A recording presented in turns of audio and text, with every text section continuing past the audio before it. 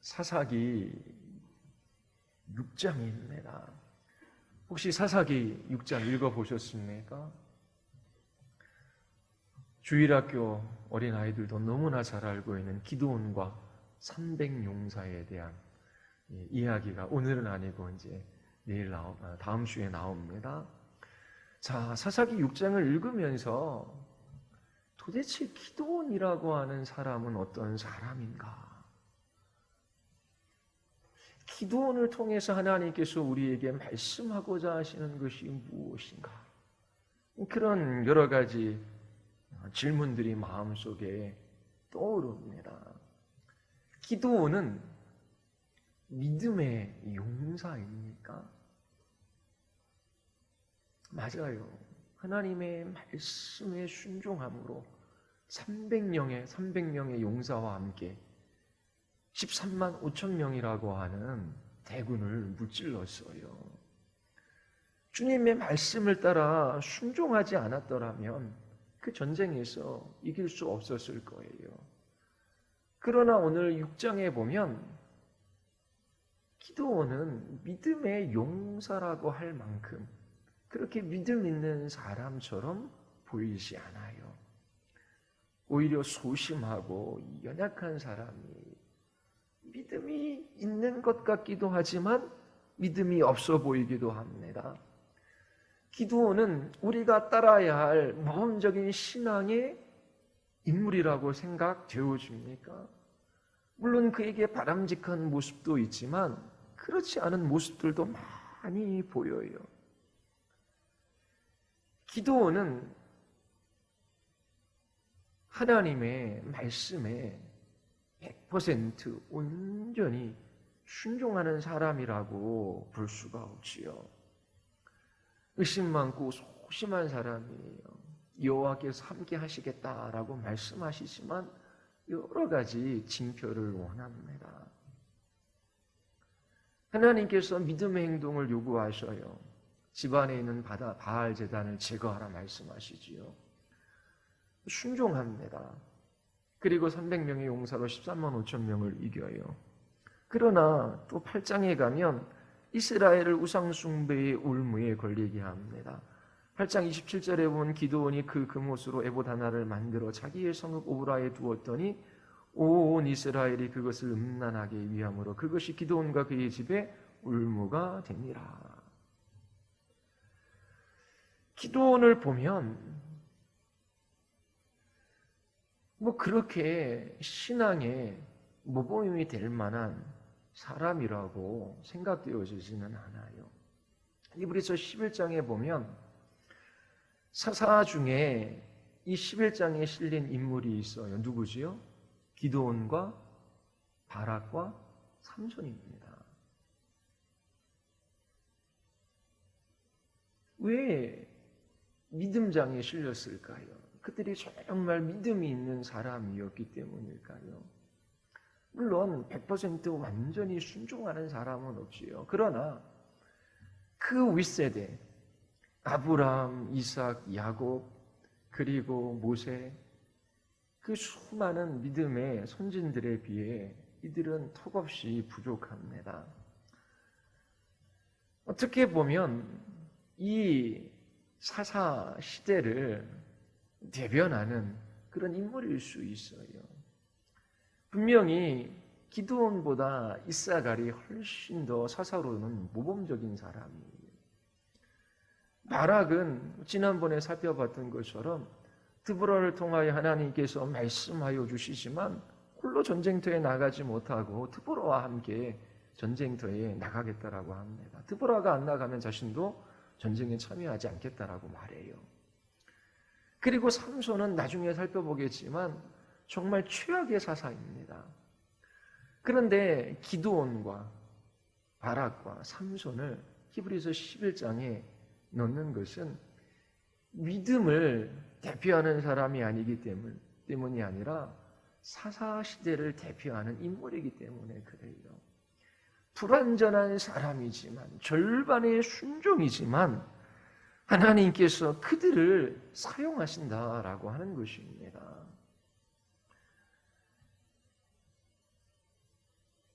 사사기 6장에 보면 하나님께서 기드온을 향하여 이처럼 참으시며 권면하시고 설득할 필요가 있을까? 그런 생각이 들어요. 기드온뿐만 아니라 이스라엘 향해서도 오래 참으시는 하나님을 우리가 볼 수 있어요. 우리를 향해서도 마찬가지이겠지요. 지난주에도 말씀드렸지만 사사시대에 반복적인 패턴이 있습니다. 이스라엘이 하나님 앞에 악을 행해요. 하나님께서 이스라엘을 이민족의 손에 붙이십니다. 그들의 고통 가운데 부르짖어요. 하나님께서 긍휼히 여기셔서 사사를 보내어 주셔요. 어느 정도 나라에 평화가 옵니다. 그런데 또 하나님 앞에 악을 행해요. 지속적으로 이러한 패턴들이 반복되어져요. 하나님께서 왜 이토록 이렇게 오래 참으실까요? 하나님께서 이스라엘 백성들에게 또 우리에게 보여주고자 하시는 것이 있지요. 하나님만이 우리의 구원이시다라고 하는 것입니다. 여호와만이 승리의 근원이시지요. 그렇게 하나님만이 우리의 구원이시다라고 하는 것을 보여주므로 오직 구원하시는 하나님의 은혜의 영광만 찬양하게 하시고 오직 예수 그리스도 한 분만 바라보게 하십니다. 믿음의 사람일지라도 온전하게 순종하는 사람이 없어요. 기드온은 더욱더 절반의 순종만을 하는 사람이었습니다. 그의 아들은 더욱더 문제가 많은 사사였어요. 그런데 한번 생각해 보십시오. 95% 정도 순종하면 잘하는 것이지요. 그런데 이 땅에서도 95%만 하면 문제가 일어날 만한 것들이 너무나 많아요. 요즘에 스마트폰을 다 가지고 있어요. 근데 그 효율성이 95% 된다라고 생각해 보십시오. 1년에 95%는 제대로 작동하는데 5%는 제대로 작동하지 않아요. 그러면 5%면 1시간 12분 정도 되거든요. 1시간 12분 정도 먹통이 되는 스마트폰을 사람들이 사겠습니까? 100% 거의 완전하지 않으면 스마트폰 사지 않아요. 책 한 권이 있어요. 여러분 사사기 어떻게 읽을 것인가 그 책 있지요. 몇 페이지나 됩니까? 그 몇백 페이지 되는 그 책에서 95% 철자가 맞고 5%가 틀린다고 생각해 보십시오. 그러면 글자가 틀린 그 책을 사서 가지고 있겠습니까? 반납하지요. 책 바꿔달라고 합니다. 우편물 배달하지요. 그런데 95%만 배달되고 5%가 배달이 안 돼요. 그 서비스 받겠습니까?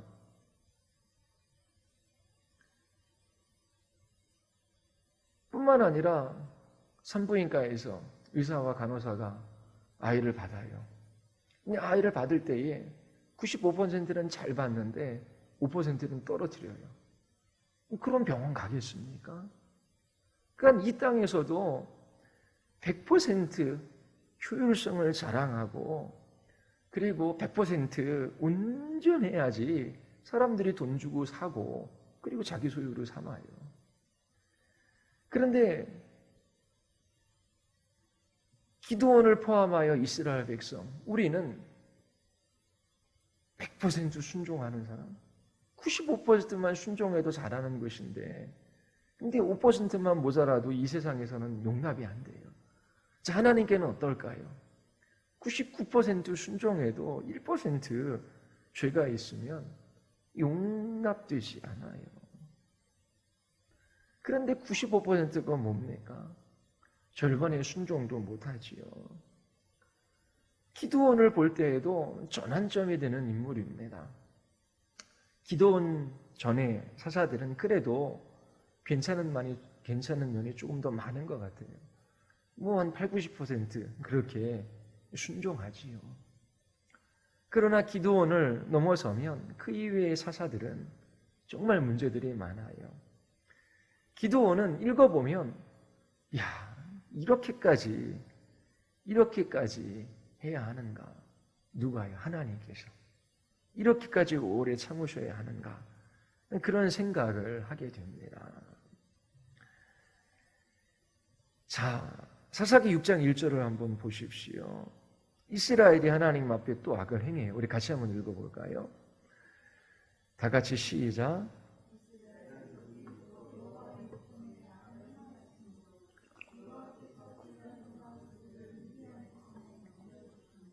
예, 이스라엘이 악을 행해요. 죄를 지어요. 싫어서 억지로 죄 짓는 사람은 없어요. 죄가 잠시의 즐거움을 가져다 주기 때문에, 달콤함을 맛보게 하기 때문에 죄져요.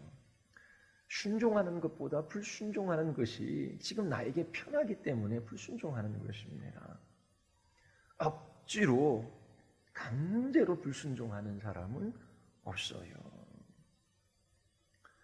정말 하나님께서 하나님의 아름다움을 맛보게 하시고 여호와의 선하심을 맛보아 알게 하시지 않으면, 우리의 마음이 그렇게 주님을 맛보아 알지 않으면 주님께 순종하는 것이 결코 쉽지 않아요.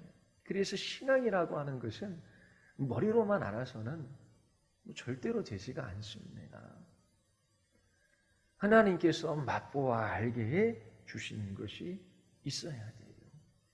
그래도 여전히 우리 안에 남겨져 있는 죄로 말미암아 불순종하며 살아가는 우리입니다. 그래서 잠시의 불순종, 죄가 달콤함으로 다가올 때에 그 잠시의 달콤함은 있지만 그 죄가 가져다 줄 그 비참함을 생각해야 돼요. 하나님께서 이스라엘이 악행을 저지를 때에 징계하셔요. 이번에는 미디안의 손에 7년 동안 넘기셔요. 그렇게 하시는 이유가 뭘까요? 징계하면 돌이킬까 봐. 자, 이제 징계할 테니 돌이켜라. 그런데 아무리 맞아도 안 돌이킵니다. 그렇지 않나요? 아프다고 울기는 해요. 하나님께서 징계하는 목적이 뭘까요? 돌이키게 하는 것이 근본적인 목적일까요? 맞아서 돌이키는 사람 맞습니까? 결국 주님의 사랑 때문에 회개하는 것이지 맞아서 회개하는 사람은 없습니다. 우리의 자녀들도 회초리 들어야 돼요. 왜냐하면 그 죄를 지을 때에 그 죄가 얼마나 나쁜 것인지 몸으로 배우게 해야 합니다. 이스라엘 백성들도 마찬가지예요. 죄를 지을 때 그 죄가 얼마나 끔찍하고 비참한 것인지 그 징계를 통해 맛보게 하신 것입니다. 7년 동안 미디안의 손에 넘기셔요. 하나님 앞에 불순종하며 불신한 가운데 악을 행하는 그 삶의 결과가 이렇게 비참하다라고 하는 것을 하나님께서 깨닫게 하시는 것입니다. 그리고 그 비참함 속에서도 하나님께서 자비와 긍휼을 베푸셔요. 하나님께서 심판 중에서도 역사해 주시지요. 그렇게 징계 가운데서도 역사하시는 하나님의 그 긍휼하심을 보게 하기 위함입니다. 맞아서 돌이키는 사람은 없어요. 자, 이번에는 7년이에요. 전에는 18년 동안 그렇게 지배받기도 했지요. 7년은 그거에 비하면 그렇게 큰 징계는 아닌 것 같아요. 그런데 그 징계의 강도를 보면 엄청납니다. 2절 우리 같이 한번 볼까요? 다 같이 시작. 미디안의 손이 이스라엘을 이긴지라 이스라엘 자손이 미디안으로 말미암아 산에서 웅덩이와 굴과 산성을 자기들을 위하여 만들었으며. 자, 집에서 지내지를 못해요. 산에 웅덩이와 굴과 산성을 만듭니다. 피해서 산으로 도망가는 것이지요. 미디안의 손이 이스라엘을 이긴다라고 하는데 압제가 심한 거예요. 어느 정도 심하냐면 우리 3절서부터 6절까지 한번 읽어볼까요? 이스라엘이 파종한 때면 미디안과 아말렉과 동방 사람들이 치러 올라와서 진을 치고 가사에 이르도록 토지 소산을 멸하여 이스라엘 가운데 먹을 것을 남겨두지 아니하며 양이나 소나 낙이나 남기지 아니하니 이는 그들이 그들의 짐승과 장막을 가지고 올라와 메뚜기 떼같이 많이 들어오니 그 사람과 낙타가 무수함이라 그들이 그 땅에 들어와 멸하려 하니 이스라엘이 미디안으로 말미암아 궁핍함이 심한지라 이에 이스라엘 자손이 여호와께 부르짖었더라. 자, 보통 강한 나라가 약소국을 지배하면 그 약소국에게 조공을 요구해요. 그래서 조공을 잘 바치면은 그래도 그 나라를 괴롭게 하진 않습니다. 그런데 지금 보니까 미디안이 이스라엘에게 조공을 요구하는 그런 형식이 아니에요. 이스라엘이 파종할 때가 되면 어떻게요? 미디안이 아말렉과 동방 사람들 함께 쳐들어와요. 그래서 토지의 소산을 멸한다라는데 다 짐승들 데리고 와, 소나 양, 짐승들 다 데리고 와가지고 파종한 거 다 먹게 해요. 아예 그 싹이 나서 뿌리를 내리고 열매 맺도록 기다리지를 않는 것입니다. 먹을 것을 하나도 남겨두지 않아요. 뿐만 아니라 양이나 소나 나귀도 다 어떻게 해요? 가져가 버리지요. 그 모습을 메뚜기 떼 같다라고 표현합니다. 이 근동 지방에 메뚜기 떼가 뜨면 초토화됩니다. 거의 3, 4년 동안 농사를 지을 수 없을 정도로 그렇게 토지가 망가지고 그리고 그 땅은 피폐해지는 거예요. 지금 미디안 사람들이 그들의 짐승과 장막을 가지고 올라와요. 장막은 그 산악 지역인데 그쪽에 치는 겁니다. 그리고 거기에 거주하면서 아예 싹쓸이해요. 그 목적이 뭐예요? 그 땅에 들어와 멸하려 하니 멸망시키는 것입니다. 아예 이스라엘을 파멸시키려고 하는 거예요. 이렇게 7년 동안의 압제가 이스라엘 백성들에게는 크나큰 고통이었습니다. 그러한데 이스라엘 백성들이 여호와께 부르짖어요. 이스라엘이 진실로 회개했을까? 아니에요. 매 맞는 아이가 아프다고 막 울며 벌벌벌 떠는 것이지요. 그런 모습이라고 생각되어집니다. 그렇게 하나님께서 징계하시는 중에도 그들의 죄를 심판하시는 중에도 하나님께서 그들을 긍휼히 여기셔서 선지자를 보내어 주십니다. 선지자를 보내어 주셔서 세 가지를 말씀해 주셔요. 6장 8절 우리 같이 한번 읽어볼까요? 우리 다 같이 6장 8절서부터 10절까지 우리 같이 한번 읽어보겠습니다. 다 같이 시작.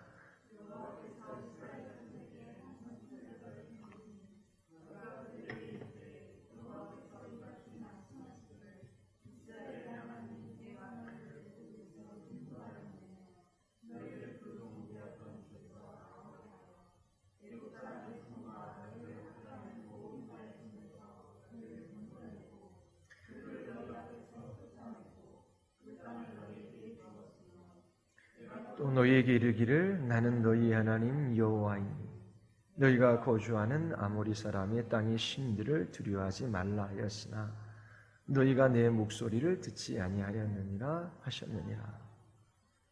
예, 세 가지 말씀하시지요. 구약에 계속 나오는 이야기입니다. 첫 번째 이야기가 뭐예요? 선지자를 통해서 하나님께서 그들을 깨닫게 하시는 거예요. 징계 중. 그게 하나님이 불쌍히 여기시는 거예요. 뭘 알려주셔요? 선지자를 통해 말씀하시는데 출애굽 사건을 그들에게 말씀하셔요. 뿐만 아니라 하나님께서 그들을 인도하셔서 가나안 땅에 들어가게 하셨어요. 이처럼 하나님께서 종되었던 이스라엘 백성들을 애굽에서 구원해내시고 그들을 가나안 땅으로 들어가게 하셨어요. 그리고 두 번째 10절에 보면 나는 너희 하나님 여호와라.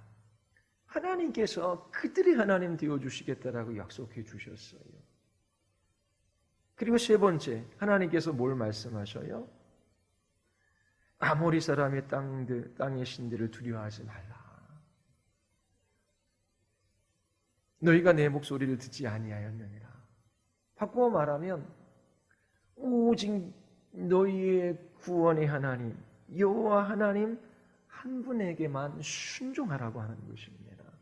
다른 신은 참된 신이 아니라고 하는 거예요. 여호와만이 참 신이고 여호와의 말씀에 순종하며 살아가야 한다라고 말씀하셔요. 그런데 이스라엘 백성이 출애굽의 하나님, 이 가나안 땅을 그들에게 주신 여호와 하나님, 그들의 하나님을 잊어버린 거예요.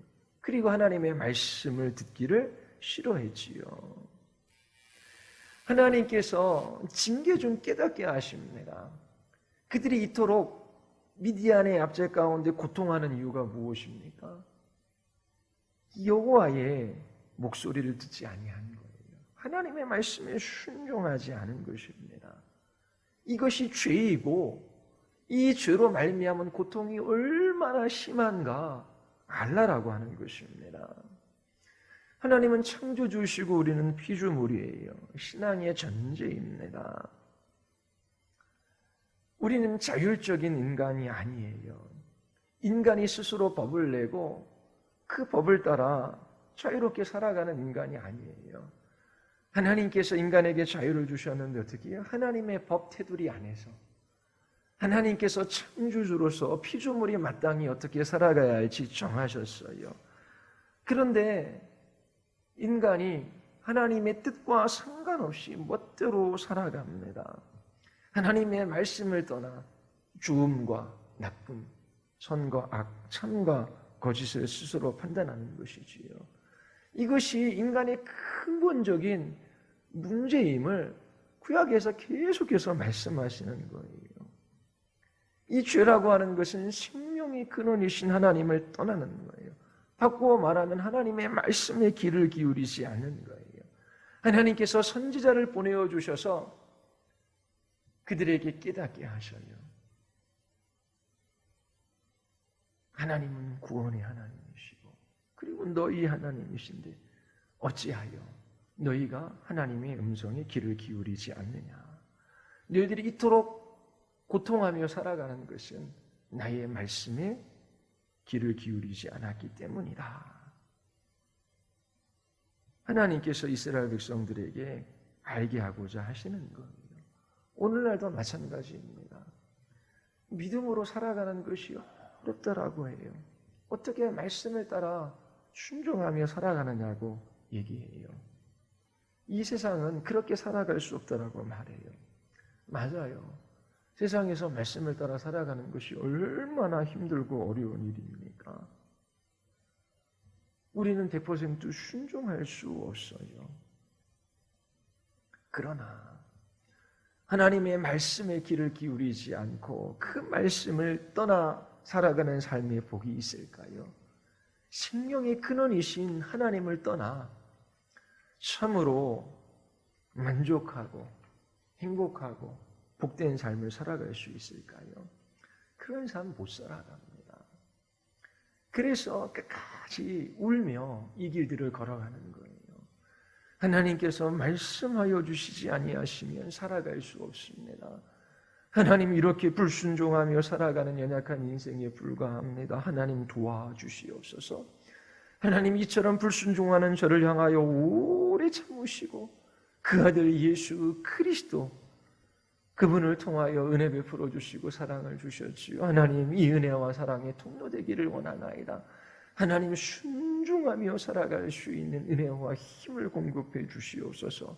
그렇게 울며 그렇게 자기 자신에 대해서는 절망하고 하나님께 소망을 두며 전심을 하나님께 기대어 매일매일 싸우는 삶이 그리스도인의 삶이에요. 어떻게 순종해? 말씀대로 다 살아갈 수 없어. 예수 믿고 구원받고 이제 천국 가면 되지. 그게 아니라 날마다 울며 주의 말씀을 붙들고 믿음의 싸움들을 싸우는 것이 그리스도인의 삶이에요. 그게 복된 삶입니다. 하나님께서 악을 행하는 이스라엘 백성들을 징계하시고 그들이 부르짖을 때에 선지자를 보내요. 그들의 고통의 근본적인 원인이 생명의 근원이신 하나님을 떠난 것이라고 그들에게 가르쳐 주시는 거예요. 그래서 매일 아침마다 기도할 때에, 그리고 수시로 하나님 앞에 물어야 합니다. 그리고 정말 하나님의 기뻐하시는 뜻, 그걸 붙들고 우선순위로 삼고 씨름하며 그 길들을 걸어가야 돼요. 그 사람이 복된 사람입니다. 자, 이처럼 이스라엘의 근본적인 그 문제가 무엇인지를 하나님께서 선지자를 통해 말씀해 주신 후 이제 기드온을 부르십니다. 6장 11절 우리 같이 한번 읽어보겠습니다. 시작. 여호와의 사자가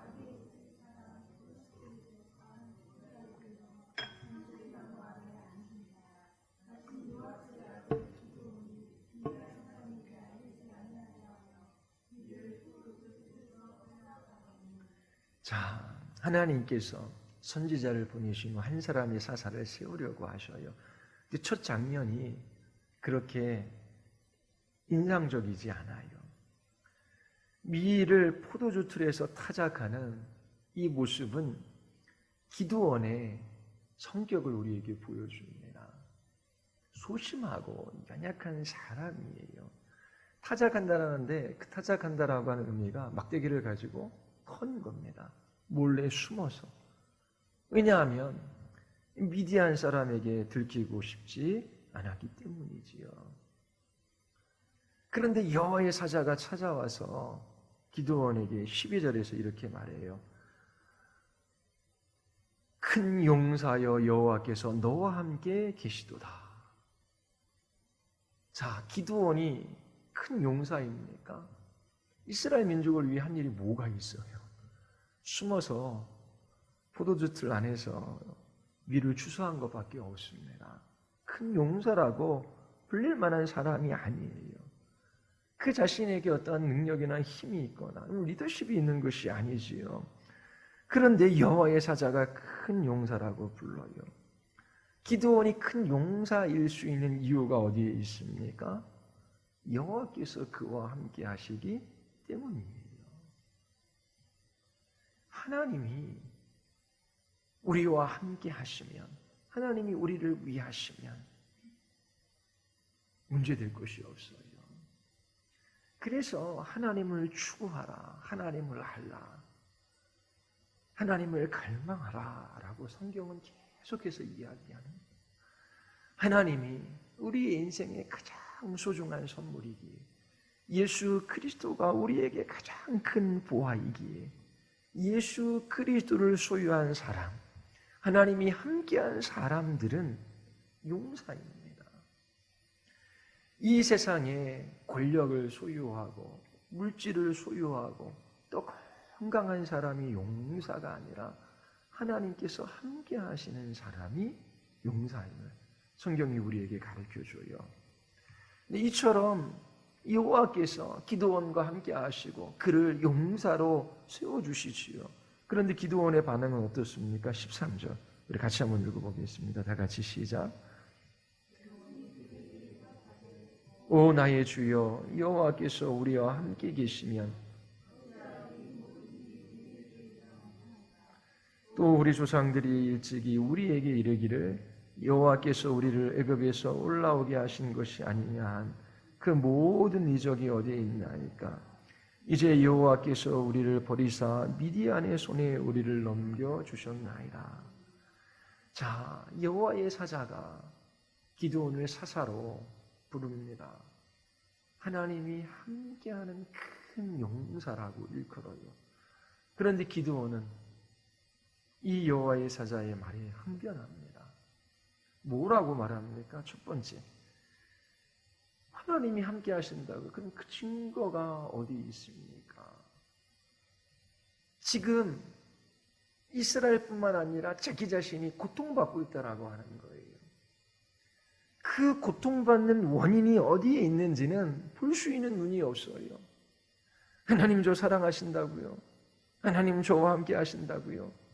그럼 하나님 저와 함께 하신 증거가 뭡니까? 제가 이렇게 고통받고 힘들어하는데요. 오늘날에도 그런 사람들은 많아요. 애굽에서 나올 때 큰 이적이 있었다고 하는데 지금 아무 일도 일어나고 있지 않습니다. 하나님, 아들을 십자가에 뉘어주시고 저에게 주셨다 그러는데 하나님, 저는 여전히 고통받고 있고 힘들어하고 있습니다. 여전히 병들어 있어요. 하나님, 어떠한 유족도 없습니다. 그런데 나와 함께 하신다고요? 그렇게 따지는 사람이 있지요. 그리고 세 번째 뭐라고 말합니까? 이거는 여호와께서 우리를 버리신 것입니다. 버리신 것입니다. 그렇게 이야기해요.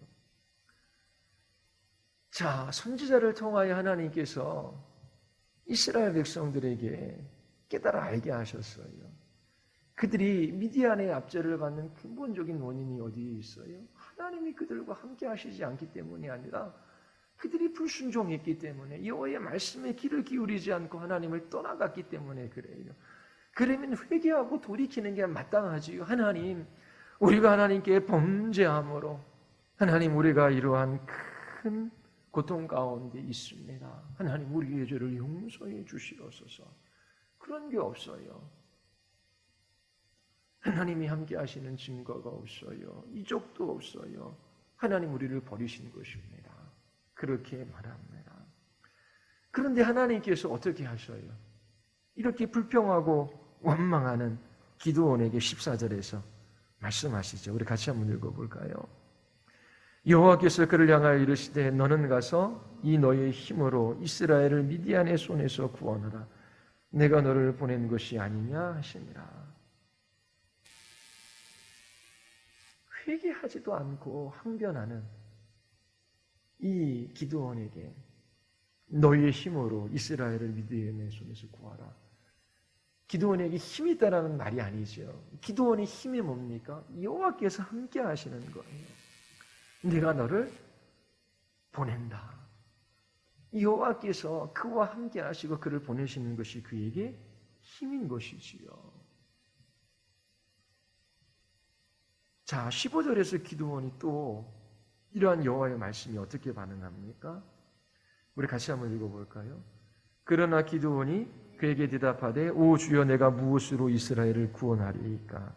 보소서, 나의 집은 므낫세 중에 극이 약하고 나는 내 아버지의 집에서 가장 작은 자나이다. 정말 웃기는 사람이에요. 자, 무엇으로 이스라엘을 구원하리이까? 언제 기드온 너의 힘으로 이스라엘을 구원하라고 하셨습니까? 내가 너를 보내는데 이 기드온을 보내는 하나님이 어떤 하나님이십니까? 출애굽의 하나님이셔요. 광야 40년 동안 이스라엘 백성들을 이끄신 하나님이셔요. 그리고 가나안 땅을 그들의 조상들에게 주신 하나님이셔요. 그 여호와 하나님이 함께 하시고 그리고 기드온을 보낸다라고 말씀하시는데 자기 자신을 보고 있어요. 나는 므낫세 중에 극히 약하고 나는 내 아버지 중에 가장 작은 자입니다. 정말 겸손해서 그런 걸까요? 아니, 이거는 불신앙이고 그리고 하나님이 주신 이 사명을 감당하기를 싫어하는 것이지요. 전쟁터에 나가야 되는데 왜 내가 나가야 됩니까? 뭐 그런 표현일 수도 있어요. 그리고 그를 보내신 여호와 하나님, 그분에 관해서 알지 못하는 것입니다. 소심하고 연약하고 두려움이 많은 사람이에요. 하나님께서 이렇게 불순종하면 좀 어디다가 처박아 두셔야 되는데 하나님께서 그런 기드온에게 또 말씀하셔요. 16절. 우리 같이 한번 읽어보겠습니다. 다 같이. 여호와께서 그에게 이르시되 내가 반드시 너와 함께 하리니 내가 미디안 사람 치기를 한 사람을 치듯 하리라 하시라. 자, 반드시 너와 함께 한다. 미디안 사람 치기를 한 사람을 치듯 하리라. 자, 전에는 드보라 때에는 시스라의 철병과로 인하여 이스라엘 백성들이 고통했어요. 지금 이 기드온 때에는 이스라엘 백성들이 무엇 때문에 고통합니까? 메뚜기 떼와 같은 이 미디안 사람들, 숫자에 밀리고 있어요. 그런데 하나님께서 어떻게까지 말씀하셔요? 한 사람. 13만 5천 명이나 되는 군대가 올지라도 그냥 한 사람에 불과하다라고 하는 거예요. 한 사람 치듯 하리라 라고 말씀하셔요. 여호와께서 끝까지 인내하셔요. 그리고 그를 설득하십니다. 하나님께서 기드온을 포기하지 않으셔요. 그의 눈높이에 맞추셔서 계속해서 말씀하십니다. 그런데 기드온은 이런 하나님의 말씀에 또 어떻게 반응합니까? 17절 같이 한번 읽어보겠습니다. 같이 시작. 기드온이 그에게 대답하되 만일 내가 주께 은혜를 얻었사오면 나와 말씀하신 이가 주 되시는 표정을 내게 보이소서. 하나님, 진짜 전쟁터에 나가서 미디안 사람과 맞붙으면 하나님께서 이기게 하신다라고 하는데 한 사람 치대듯 그렇게 하시겠다라고 하시는데 하나님 저는 못 믿겠어요. 눈으로 보고 손으로 만질 수 있는 표징을 한번 제게 보여주시옵소서. 증거를 원하는 거예요. 말씀 가지고는 안 되겠다라고 하는 거예요. 지난 주일에 제자들 살펴봤지요. 제자들의 연약함. 그것 중에 하나가 뭐냐면 믿음이 없는 것이었잖아요. 근데 예수님께서 어떻게 하셔요? 어떻게 하셔요? 기적을 행하십니다. 이적을 행하셔요. 예수께서 행하시는 이적, 제자를 뽑으신 다음에 제자들을 위한 것이라고 말씀드렸잖아요. 그들의 믿음이 없기 때문에 그 믿음 없는 기드온에게 하나님께서 어떻게 하실까요? 4번이나 말씀하셔요. 그런데 기드온은 표정을 원해요. 자, 그 표정이 무엇입니까? 18절에 보면 기드온이 예물을 가지고 옵니다. 그리고 이곳을 떠나지 말기를 원해요. 여호와의 사자가 내가 돌아올 때까지 머무리라. 여호와께서 내가 돌아올 때까지 머무리라. 그렇게 말씀하셔요. 자, 19절에 보면 염소 새끼 하나를 준비하고 가루 한 에바로 무교병을 만들어요.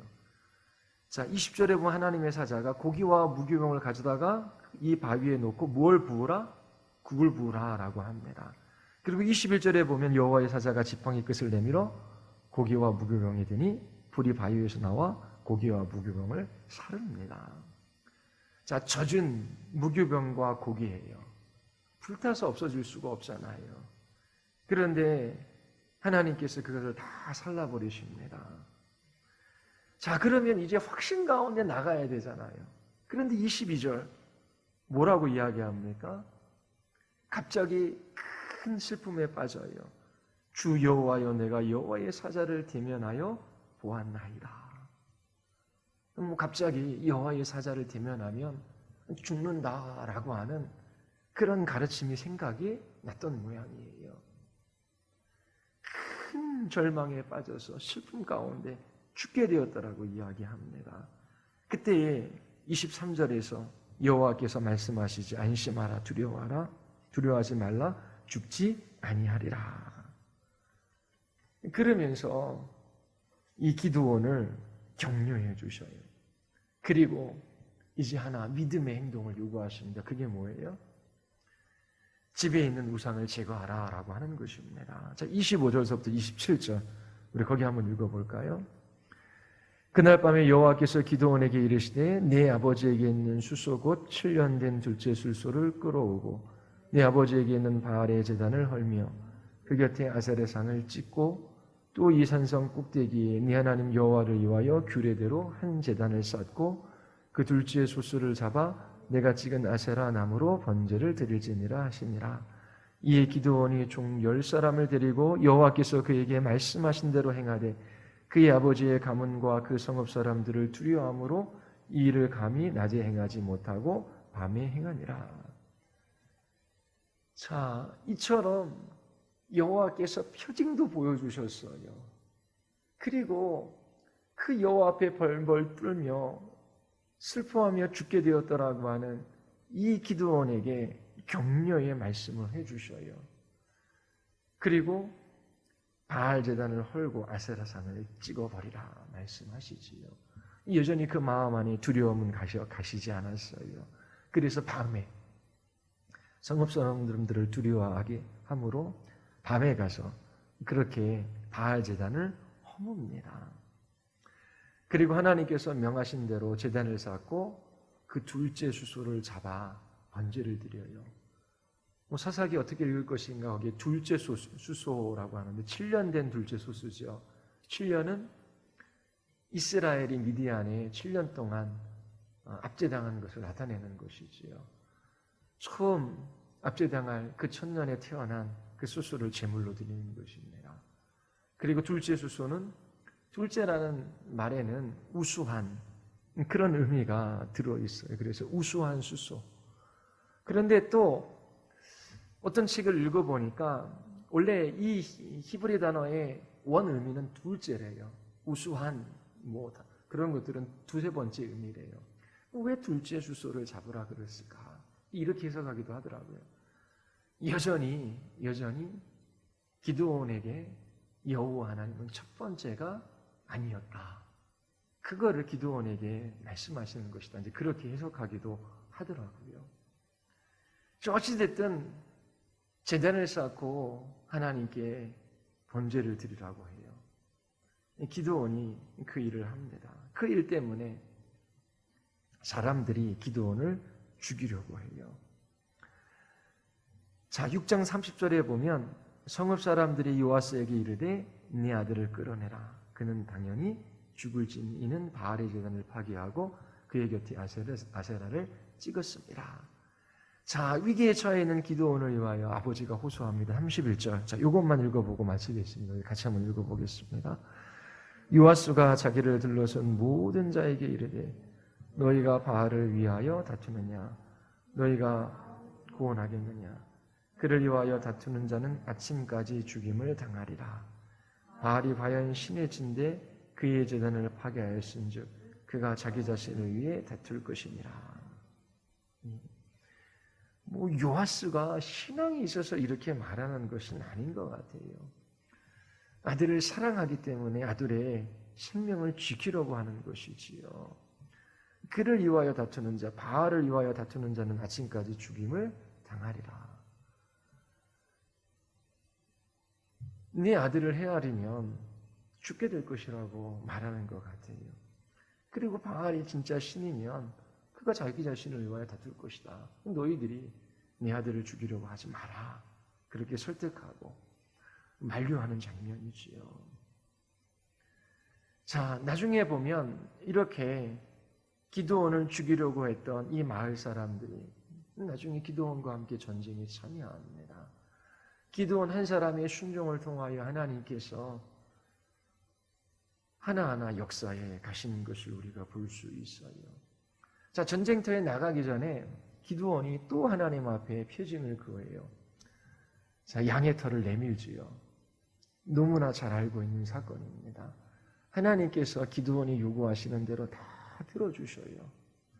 자, 6장을 함께 살펴본 인상이 어떠합니까?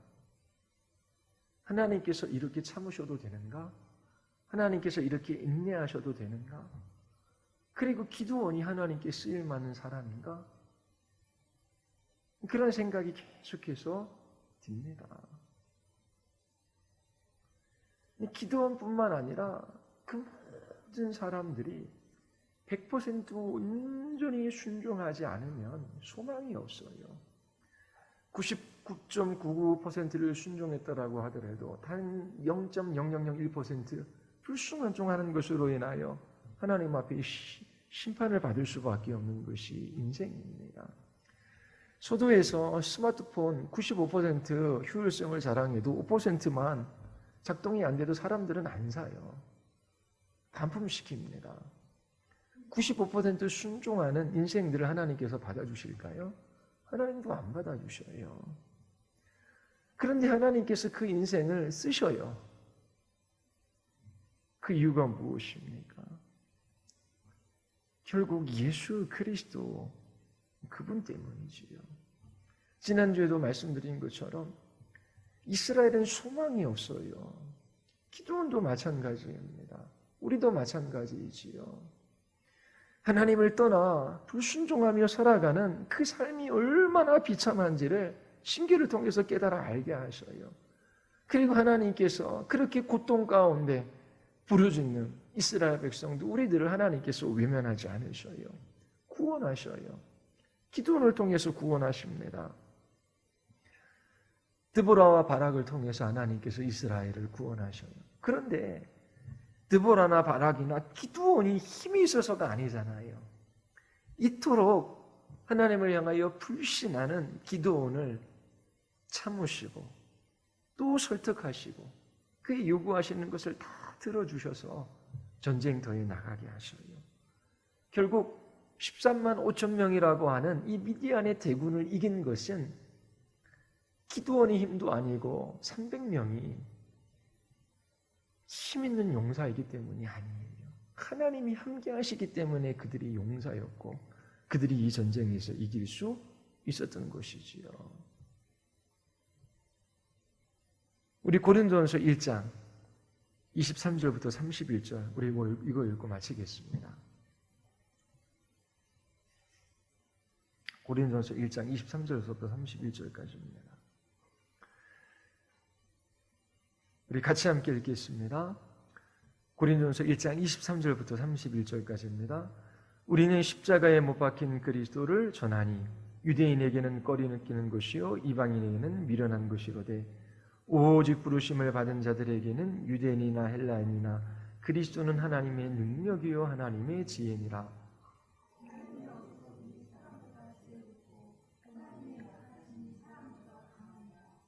형제들아, 육체를 따라 지혜로운 자가 많지 아니하며 능한 자가 많지 아니하며 문벌 좋은 자가 많지 아니하도다. 그러나 하나님께서 세상에 미련한 것들을 택하사 지혜 있는 자들을 부끄럽게 하려 하시고 세상에 약한 것들을 택하사 강한 것들을 부끄럽게 하려 하시고 하나님께서 세상에 천한 것들과 멸시받는 것과 없는 것들을 택하사 있는 것들을 폐하려 하시나니 이는 아무 육체도 하나님 앞에서 자랑하지 못하게 하려 하심이라. 너희는 하나님으로부터 나서 그리스도 예수 안에 있고 예수는 하나님으로부터 나와서 우리에게 지혜와 의로움과 거룩함과 구원함이 되셨으니 기록된 바 자랑하는 자는 주 안에서 자랑하라 함과 같게 하려 함이라. 자, 기드온은 미련한 사람이에요. 기드온은 약한 사람이에요. 그에게 원래 지혜가 있거나 능력이 있지 않아요. 그런데 이처럼 부족한 기드온을 하나님께서 오래 참으셔서 이스라엘을 미디안의 압제에서 이 비참한 가운데 구원해 내십니다. 그 목적이 뭐예요? 오직 하나님 한 분 자랑하게 하시기 위함입니다. 오직 예수 그리스도 한 분 높이시기 위함이지요. 자, 우리는 주님 나라 가기 전까지 100% 순종하지 못해요. 1%만 불순종해도 하나님께 받아들일 수가 없어요. 그리고 100% 순종하지 않는 삶에는 만족이 없어요. 평강이 없어요. 하나님의 진노와 심판으로 말미암은 멸망밖에 없는 것입니다. 이제 그리스도인이 되었으니까 내 힘으로 99% 순종하면 하나님께서 나를 기뻐하실 거야. 자, 나는 90%나 했는데 너는 왜 5%밖에 못해? 그런 사람밖에 더 되겠어요? 하나님께서 보게 하십니다. 너로서는 안 된다라고 하는 거예요. 오직 예수 그리스도, 그분 안에서만 만족할 수 있고 그분 안에서만 평강이 있고 그분 안에서만 힘을 얻을 수 있고 그분 안에서만 용사가 될 수 있고 그분 안에서만 우리가 사랑할 것이 있다면 그분밖에 없다라고 하는 것입니다. 그래서 날마다 그리스도인들은 예수님을 힘입어 살아가는 거예요. 날마다 기드온 같고 이스라엘 백성 같고, 그리고 그렇게 지혜 없고 능력 없고 미련하고 그렇게 약한 우리와 같은 사람들을 주께서 택하셔서 주께서 사용하겠다라고 하시잖아요. 우리의 작은 순종이라도 주께서 기억하셔서 우리의 작은 땀방울이라도 주께서 사용하셔서 주의 일을 하게 하시겠다라고 하시는 거잖아요. 하나님께서 우리를 그 아들의 핏값으로 사실 때에, 주의 자녀 삼아주셨을 때에 우리 안에 있는 그 무엇 때문에 구원하신 것이 아니지요. 또 구원한 다음에 천국으로 옮기신 것이 아니에요. 이 땅에 살게 하셨어요. 목적이 있다 그랬잖아요. 사명이 있다 그랬잖아요. 그 사명을 감당할 수 있는 사람들입니까? 아니에요. 우리는 기도원 같아요. 그런데 하나님께서 계속 설득하시고 계속 참으시지요. 때로 징계하셔요. 불순종, 그리고 그 하나님의 말씀에 귀를 기울이지 않는 그 비참함이 무엇인지를 알아요. 그런데 하나님께서 그 비참함에 내버려 두시지 아니하시고 자비와 공유를 베푸셔요. 그러면서 말씀하시는 거예요. 구원이 하나님께 있다. 그리고 내가 너희와 함께할 때 너희는 큰 용사다.